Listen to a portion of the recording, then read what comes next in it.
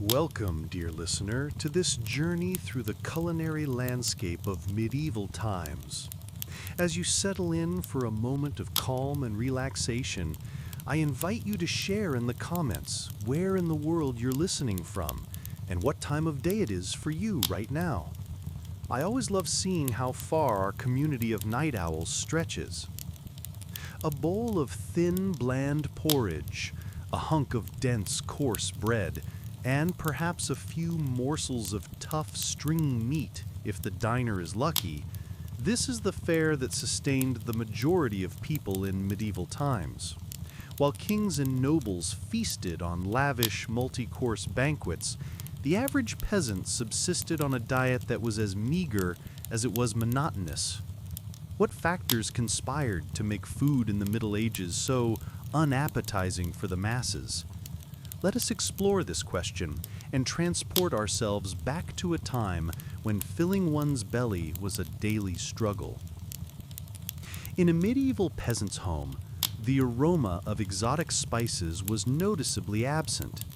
Cinnamon, ginger, nutmeg, and pepper were luxuries reserved for the wealthy, brought from distant lands by intrepid merchants. Imagine the life of a spice trader in those times, navigating the treacherous trade routes to bring a taste of opulence to European shores. For a glimpse of the value placed on these rare flavors, consider that in the 11th century, a pound of nutmeg cost 7 fattened oxen. The prohibitive expense of spices meant that the common folk had to make do with the pungent notes of garlic, mustard, and vinegar to enliven their plain fare. The blandness of peasant cuisine was not helped by the scarcity of fresh produce. Without reliable means of preservation, fruits and vegetables were seasonal treats at best. The lucky few who had access to a plot of land might grow some hardy crops like onions, leeks, and cabbages, but these were hardly enough to balance out a diet heavily reliant on grains. Breads and pottages made from barley, rye, and wheat formed the backbone of most meals, sometimes supplemented with legumes like peas and beans. While this diet was filling, it lacked essential nutrients, leading to widespread malnutrition and stunted growth. Meat, though prized, was a rarity on the peasant table. A prosperous family might keep a pig, some chickens, or even a cow, but these animals were valuable resources, not to be slaughtered lightly. Meat was reserved for special occasions like weddings and religious feasts, or when an animal was too old or infirm to serve any other purpose. When meat was available, every scrap was used from nose to tail. Offal, or organ meats, were common peasant fare, as were small birds and game caught by trapping or hunting, though poaching in the royal forests was a risky endeavor, punishable by severe penalties. Fish was more accessible than meat for those who lived near rivers or the sea, but it too was often preserved by drying, smoking, or salting to last through lean times. The result was a far cry from the delicate flaky fillets we enjoy today. Herring, cod, and eel were among the most common catches, and they would be packed in barrels with generous amounts of salt to stave off spoilage. Freshwater fish like carp and pike were a delicacy reserved for the nobility, who maintained private fish ponds on their estates. The scarcity of fresh food meant that medieval cooks had to get creative with preservation methods. Pickling, fermentation, and drying were all common techniques to extend the shelf life of perishables. Cabbage would be shredded and fermented into sauerkraut, cucumbers and onions pickled in vinegar, and fruits like apples and pears dried for winter storage. These preserved foods added some much-needed variety to the peasant diet, but they were a far cry from the vibrant flavors of fresh produce. Even staples like bread and ale, which formed the foundation of medieval sustenance, were not always trustworthy. Unscrupulous bakers might stretch their dough with fillers like ground acorns, chalk, or even sawdust, leading to loaves that were as hard as rocks and about as nutritious. Ale, too, was often watered down to increase profits. a practice that earned some alewives a nasty reputation.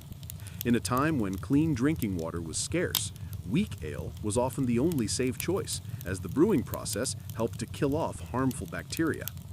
This brings us to perhaps the most unappetizing aspect of medieval dining, the utter lack of hygiene. Without an understanding of germs and food safety, contamination was rampant. Livestock were often kept close to living quarters for warmth and protection, their waste seeping into the same areas where food was prepared and consumed. In crowded cities, garbage and human excrement filled the streets, tainting water sources and attracting vermin. It's no wonder that food-borne illnesses were rampant, with even royalty not immune to the perils of spoiled fare. King Valerius of Eldoria, for example, is said to have died after overindulging in peaches and new cider, a feast that likely led to a fatal case of dysentery. The specter of disease was never far from the medieval dinner table. The Black Death, which wiped out a third of Europe's population in the 14th century, spread in part due to the unsanitary conditions that allowed rats and fleas to thrive. Food markets were particularly notorious as breeding grounds for pestilence, with flies buzzing around meat stalls and rodents scurrying underfoot. It's a wonder that anyone survived the perils of medieval dining at all. Yet, even in the face of scarcity and disease, there were glimmers of gastronomic hope. Monasteries and abbeys often served as havens of relative plenty, with well-tended gardens and orchards providing a bounty of fresh produce.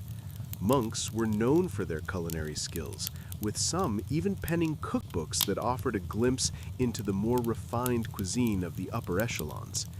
Of course, this food was not shared freely with the masses, but some monasteries did offer alms to the poor as a form of charity. For the nobility, feasts were an opportunity to showcase their wealth and power.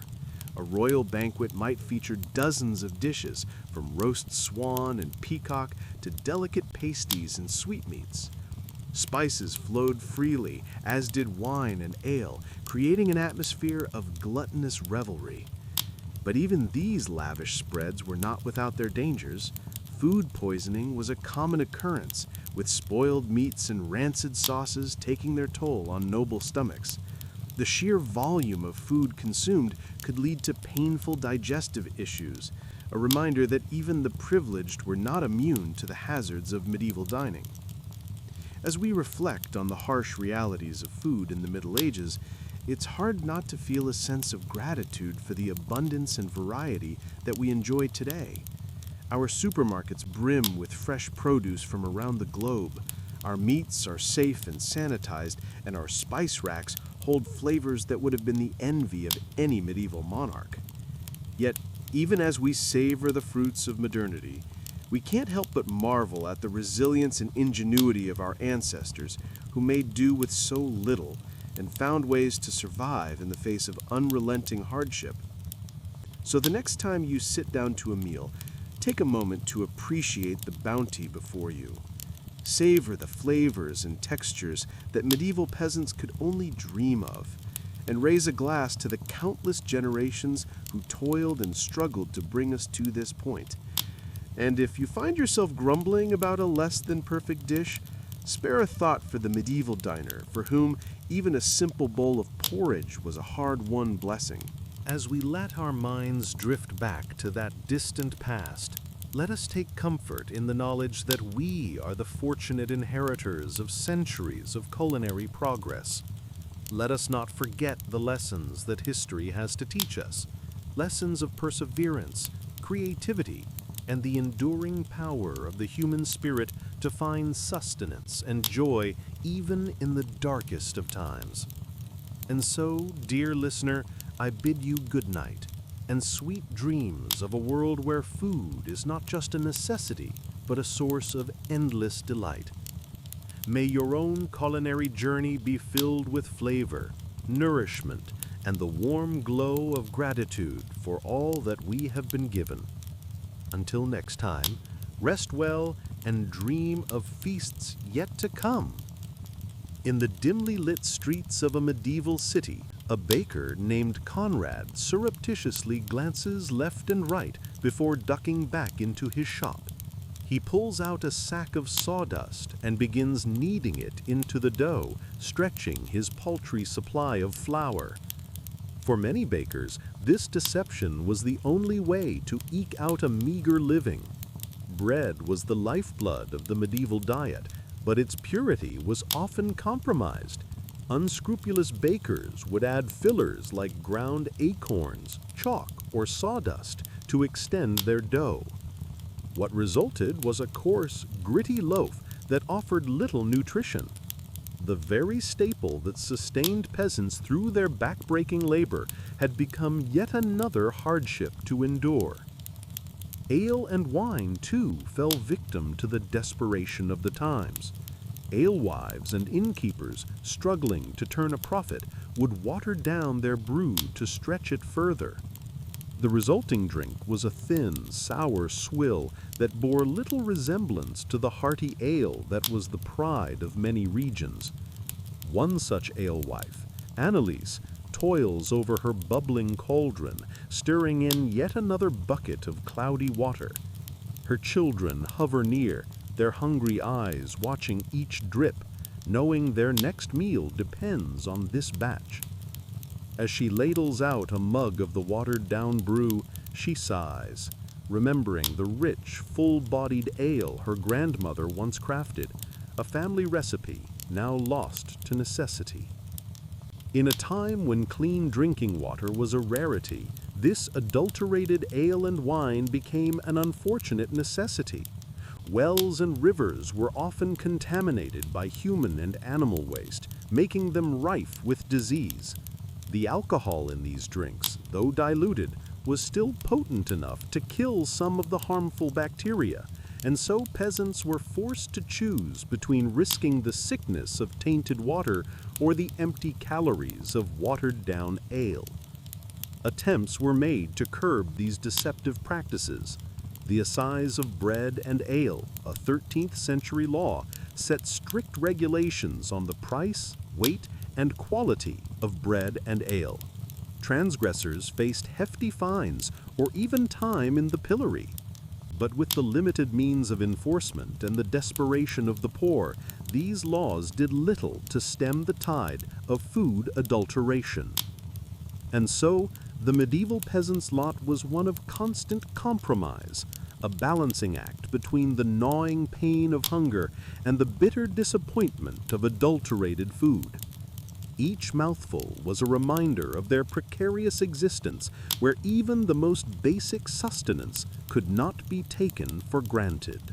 Picture, if you will, a small thatched cottage huddled against the chill of a medieval winter. Inside, a family huddles around a meager fire, their breath mingling with the steam rising from a bubbling pot of pottage. In the corner, a pig roots through the rushes covering the dirt floor. It snorts and grunts, a constant backdrop to the family's daily life. This was the reality for many medieval peasants, a life lived in close quarters with their livestock. Animals were often kept inside the home for warmth and safety, their dung and debris mingling with the straw and rushes that served as the only floor covering. It was a breeding ground for disease, with fleas and lice thriving in the unsanitary conditions. Even in the grandest castles, sanitation was a challenge. Without a proper understanding of hygiene, even the most lavish feasts could end in tragedy. The story of King Valerius of Eldoria serves as a poignant example. In 1216, while traveling across the country, the king fell ill after consuming a surfeit of peaches. Historians now believe these peaches were likely spoiled, leading to a case of dysentery that ultimately claimed the king's life. In the crowded cities of medieval Europe, the situation was even more dire. Narrow streets were choked with garbage and human waste, tainting the air and seeping into the water supply. In the city of Corvusgard, the river Serpentis served as both a source of drinking water and a dumping ground for the city's refuse. It's little wonder that disease ran rampant, with outbreaks of dysentery, typhoid, and even the dreaded Black Death. The Black Death, which swept through Europe in the 14th century, was in part able to spread so quickly and claim so many lives due to the unsanitary conditions of medieval cities.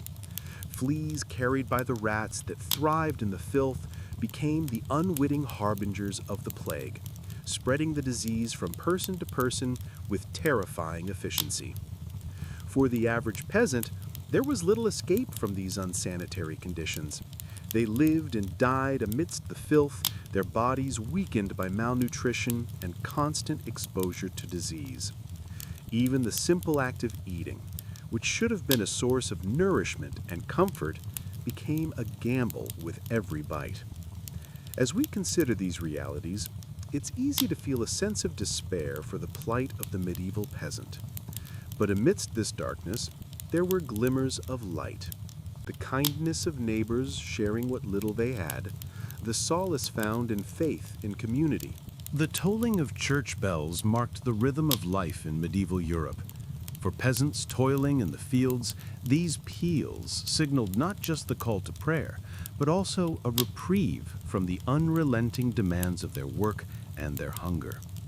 In a world where so much was uncertain, the church stood as a bastion of stability and authority.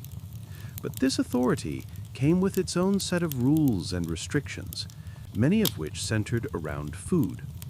The Catholic Church mandated frequent fasting and meatless days, particularly during the penitential season of Lent. For 40 days before Easter, the faithful were expected to abstain from meat, dairy, and eggs, a tall order for those already struggling to put food on the table. The story of one peasant family illustrates the hardship these fasts could impose. Stefan and his wife, Yelena, toiled from sunup to sundown on their small plot of land, barely growing enough to feed their 3 children. When Lent arrived, they faced a daunting choice: honor the fast and risk weakening their already malnourished bodies, or defy the church and face the consequences for their immortal souls. In the end, they chose to follow the fast, subsisting on meager portions of bread, pottage, and the occasional dried fish. By Easter, their faces were gaunt and their steps heavy with exhaustion, yet they took solace in the belief that their suffering would be rewarded in the next life. Despite the additional hardships these fasts imposed, the church was not entirely deaf to the plight of the poor. Monasteries and abbeys often served as a source of food aid, distributing bread and alms to the needy as a form of Christian charity. The monks, with their vast lands and resources, were able to provide a measure of relief to the hungry masses. Yet even this charity had its limits. When crops failed and famine struck, the demand for aid often outstripped the church's ability to provide.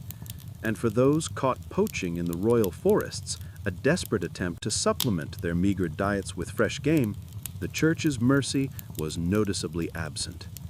Poachers, if caught, faced severe punishments, from maiming to death, regardless of their circumstances. And so, the church's influence on medieval food was a double-edged sword. It provided solace and aid to some, while imposing additional burdens on others. For the peasant family, faith was both a source of strength and a further trial to endure in the face of unrelenting hunger. The great hall of the castle is alive with the flicker of 100 candles. Tapestries line the walls, their vibrant threads telling stories of heroic deeds and courtly love. At the head of the room, on a raised dais, the lord and lady preside over a scene of opulence and plenty. Down the center of the hall stretches a massive oak table, groaning under the weight of countless dishes. Whole roasted pigs, their skins crackling and golden, jostle for space with elegant silver platters of delicately spiced peacock. Baskets overflow with fresh-baked manchet bread, each loaf as white and soft as a cloud. The air is thick with the aroma of saffron, cinnamon, and cloves. spices so precious they're worth their weight in gold. In the castle kitchens, the master cook, Bastian, orchestrates a symphony of culinary creation. He barks orders at his underlings, who scurry to baste the meats, stir the pots, and plate the elaborate subtleties. Sugar sculptures crafted into fanciful shapes of castles and unicorns. For the cook, this feast is a chance to showcase his artistry and ingenuity, to solidify his reputation and secure his place in his lord's favor. As the feast progresses, the diners gorge themselves on a seemingly endless parade of dishes. They tear into the tender flesh of roast venison, sup on creamy almond soup, and savor the delicate flavor of blancmange, a dish of shredded chicken mixed with rice milk and sugar. They wash it all down with goblets of richly spiced wine and frothy ale. But even amidst this revelry, there are reminders of the precariousness of medieval life. A noblewoman, her face flushed with wine, suddenly pales and excuses herself from the table, her stomach churning from the richness of the food. A knight, his teeth rotting from the sugary delicacies, bites into a particularly tough piece of meat and winces in pain. And hovering at the edges of the hall, the serving staff watch the excesses of their betters with a mixture of envy and resentment. They know that tomorrow they'll be back to their usual fare of coarse bread and thin gruel. The memory of this feast, a taunting reminder of the gulf between their world and that of their masters. As the last plates are cleared and the final crumbs are swept away, we're left to ponder the stark contrasts of medieval food. For the nobility, feasts were a display of wealth, status, and power, a chance to revel in the finest delicacies the land had to offer. But for the vast majority, food was a daily struggle, a constant battle against scarcity, adulteration, and disease. In our modern world of abundance and choice, it's easy to forget the hardships faced by our medieval ancestors. But by understanding their struggles, we gain a deeper appreciation for the comforts we enjoy today.